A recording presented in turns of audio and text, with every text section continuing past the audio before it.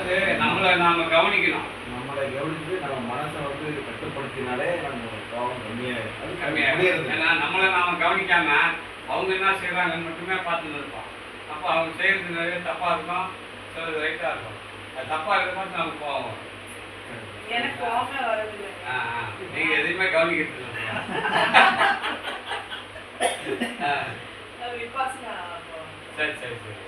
அது மௌனமா இருக்கு சொல்லி தந்துருவாங்க. வருஷம் வருஷம் சரி ஒரு வாட்டியாவது போய் 10 நாள் அங்கே உட்காந்து மௌனமா உட்காந்து சரி சரி தியானம் பண்ணிட்டு சரிம்மா. இப்போ வள்ளலார் வந்து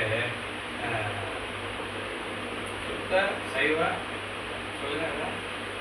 சுத்த சைவ சன்மார்க்கம். சுத்த சைவ சன்மார்க்கம். சுத்த சைவ சன்மார்க்கம் அப்படின்னா அவர் ரெண்டே ரெண்டு விஷயத்த ஃபேமிலியில் இருக்கிறவங்களுக்கு சொல்றாரு. ஒழுக்கத்தை பற்றி இல்லையா? இந்திரிய ஒழுக்கம், கர்ம ஒழுக்கம், அதி தீவிர இந்திரிய ஒழுக்கம் சொல்றாரு. அந்த ஒழுக்கத்துல குடும்பத்துல இருக்கவங்க 15 நாளைக்கு ஒரு தடவை நம்ம குடும்பத்துல எல்லாருக்கும் இருந்துக்கலாம் அப்படின்னு சொல்றாரு. ஏன் அதை மாதிரி சொல்றாரு அப்படின்னா, கணக்குக்கு ஏன் சொல்றாரு அப்படின்னா, இயற்கை அப்படிதான் இருக்கு, ஒரு சுழற்சியா இருக்கு. நம்ம இன்னைக்கு சாப்பிட்ற உணவு 15ஆவது நாள் தான் விந்தா மாறும். 15 நாள் எடுத்து இன்னைக்கு எடுத்த ஃபுட்டு ரத்தமாக மாறி விந்தா மாறும்.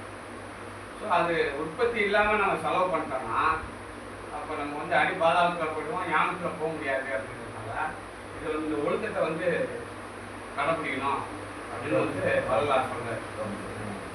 அதி தீவிர இந்திரிய ஒழுக்கம் இது வந்து 15 நாள் வரைக்கும் அது ஃபேமிலி